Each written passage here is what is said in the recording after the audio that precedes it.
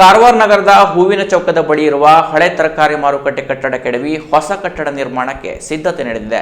ಬುಧವಾರ ನಗರಸಭೆ ಪೌರಾಯುಕ್ತ ಜಗದೀಶ್ ಹುಲಗಜ್ಜಿ ಸಮ್ಮುಖದಲ್ಲಿ ಮಾರುಕಟ್ಟೆ ಕಟ್ಟಡವನ್ನು ತೆರವು ಮಾಡಲಾಯಿತು. ಜಗದೀಶ ಹುಲಗಜ್ಜಿ ಮಾತನಾಡಿ, ತಾತ್ಕಾಲಿಕವಾಗಿ ಶೆಡ್ ನಿರ್ಮಿಸಿ ಕಟ್ಟಲಾಗಿದ್ದ ಹಳೆ ಕಟ್ಟಡವನ್ನು ತೆರವು ಮಾಡಿ ಅದೇ ಜಾಗದಲ್ಲಿ G+3 ಕಟ್ಟಡ ನಿರ್ಮಾಣ ಮಾಡಲಾಗುತ್ತಿದೆ. ಇಲ್ಲಿದ್ದ ವ್ಯಾಪಾರಸ್ಥರನ್ನು ಹೂವು ಹಣ್ಣಿನ ಮಾರುಕಟ್ಟೆಗೆ ಸ್ಥಳಾಂತರ ಮಾಡಲಾಗಿದ್ದು, ಕಟ್ಟಡ ನಿರ್ಮಾಣವಾದ ಬಳಿಕ ಅವರಿಗೆ ಪುನಃ ಹೊಸ ಕಟ್ಟಡದಲ್ಲಿ ಅವಕಾಶ ನೀಡಲಾಗುತ್ತದೆ. ಈಗಾಗಲೇ ನಿರ್ಮಾಣವಾದ ಮೀನು ಮಾರುಕಟ್ಟೆ ಜೊತೆಗೆ ಈ ಕಟ್ಟಡವು ಸೇರಲಿದೆ ಎಂದರು.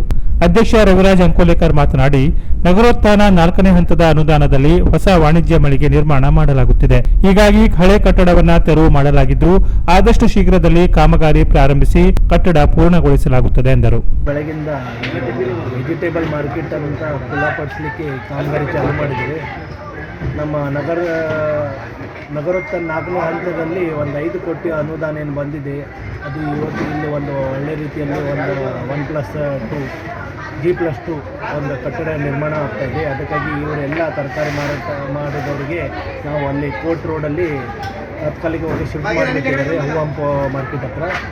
ಹಾಗೆ ಇವತ್ತು ಈ ಒಂದು ಡೆಮೊಲೇಷನ್ ಸ್ಟಾರ್ಟ್ ಮಾಡಿದ್ದಾರೆ. ಮುಂದಿನ ದಿವಸಗಳಲ್ಲಿ ಇಲ್ಲಿ ಒಂದು G+2 ಒಂದು ಕಟ್ಟಡವನ್ನು ನಿರ್ಮಾಣ ಮಾಡಲಿಕ್ಕೆ ಸ್ಟಾರ್ಟ್ ಮಾಡಿದ್ದಾರೆ.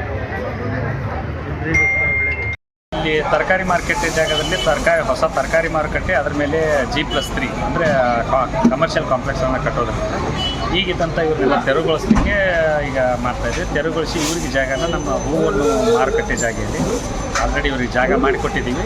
ಅಲ್ಲಿನ ಅವರು ಜಾಗ ಸಫಿಷಿಯೆಂಟ್ ಇದೆ ಕುಂತ್ಕೋತಾರೆ. 1 ವರ್ಷದಲ್ಲಿ ನಮ್ಮದು ಬಿಲ್ಡಿಂಗ್ ಮುಗಿಯುತ್ತಂತೆ. ಅದಾದಮೇಲೆ ಫಸ್ಟ್ ಪ್ರಿಪ್ರೇಷನ್ ಆಕ್ಷನ್ನಲ್ಲಿ ಈ ತರಕಾರಿ ಮಾರುಕಟ್ಟೆ ಕೆಳಗಡೆ ಅವ್ರಿಗೆ ಯಾರು ಮುಂಚೆ ಇದ್ದರು ಅವ್ರಿಗೆ ಫಸ್ಟ್ ಪ್ರಿಫರೆನ್ಸ್ ಕೊಡ್ತಾರೆ. ಆ ಪ್ರೊಸೆಸನ್ನು ಮಾಡುವಂಥ ವ್ಯವಸ್ಥೆ ಮಾಡ್ತಾಯಿದ್ದೀವಿ.